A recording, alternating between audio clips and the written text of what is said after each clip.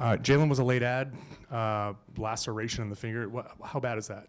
Not bad. Just got a cut on his finger.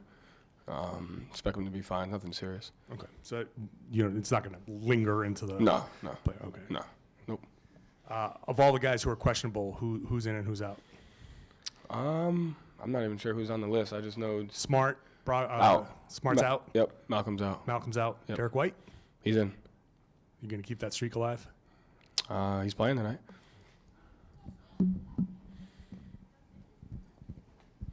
Joe, how do you approach these last two games when it has meaning for both? I asked you this the other day, and you said you just want to win. Is the same thing, and how do you kind of measure rest in the last two games? Yeah.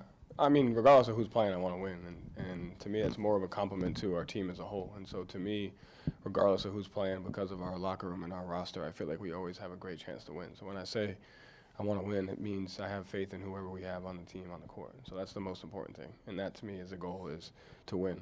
I understand at this time of the year, rest and health is important, and so I'm not going to compromise that. But at the same time, I want to win, and we'll do what we have to do that. While understanding health and rest are important.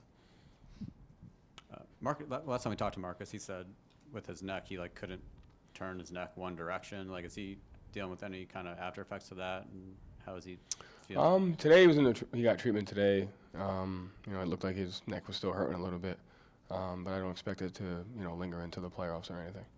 And what do you think about bringing Justin in? How do you kind of intend to use him over these next couple of days? It's good. Anybody that we can add, obviously, he can be a piece for us.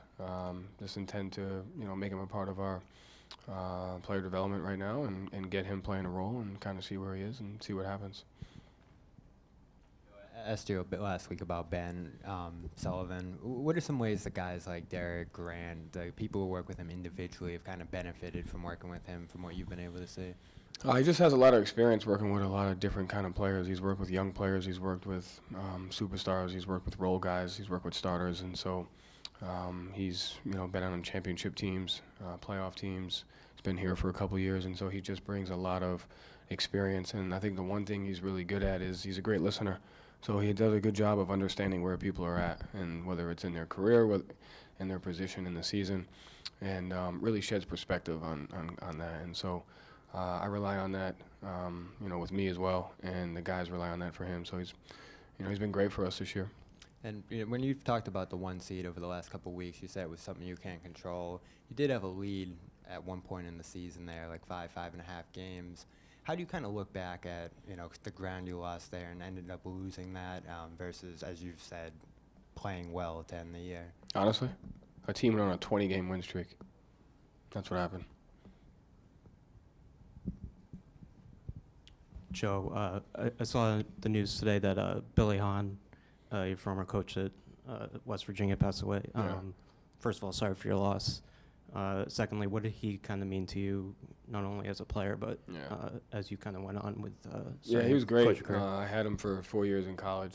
And he was just a guy that brought a level of energy and mindset no matter what was going on. And so he was a player's coach. He was there for me whenever I needed him, on and off the court. And he just had a loyalty and a work ethic about him, and a personality that you just wanted to be around him. So it's definitely somebody we're going to miss, but definitely somebody that I'm grateful that I've had, in my life that has helped me get to where I am. Were there any messages that he kind of instilled in you over the years that you still kind of carry with you? A lot of those I probably can't repeat. But a lot. And to me, it was just more of a perspective that he brought, because by the time I got to him at West Virginia, he had been at Maryland for a long time, where he worked with a lot of great players and was always around Gary Williams and was a lot of great coaches, and he had been a head coach, and obviously he had some issues, and so he just had a great perspective on how basketball was, and his big thing was the basketball gods always reward you. That was what he always said, and so I kind of always took that with me, but he constantly talked about that. Joe, Al Horford leads the East in three-point shooting percentage. The majority of his shots are coming from beyond the perimeter. You talk about space all the time. How critically important is him and his shooting to this offense? Yeah, it's important. He does a great job. When we do a great job of getting spaced early in transition, he's a big key to that, because he gets to the corners, he cuts to create, double gaps for driving lanes, and he creates cross matches. And when we create cross matches, we have the ability to attack, and then the defense sags, and then we're able to kick out to him. So he's a huge piece and a huge trigger for our offense. And he does a great job. He's done a great job this year attacking different matchups. Regardless of who's guarding him, he's learned to create advantage for us. And so he's a huge piece to us. Coach, from what you've seen from Justin Champagnie so far, what has stood out to you? And also, you mentioned that he's going to be a part of the development plan. What is his next steps? Yeah, I think just handling and pick and roll. I think just all the things that in our system, we try to ask our wings to do. So handling and pick and roll, being able to guard multiple positions, shooting, understanding space, how to create advantages. I know he has an ability to score, has an ability to get to the paint.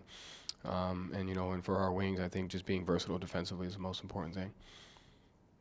You talked the other night about just how many games guys have missed, how many different lineups you've played. But Derrick's played in every game. Obviously, you've spoken about his importance a lot, but how important has he been just to kind of connect those different lineups and just be used in different ways and everything like that? Yeah, so with all the different lineups, we've had people that everybody's stepped up at different times, right?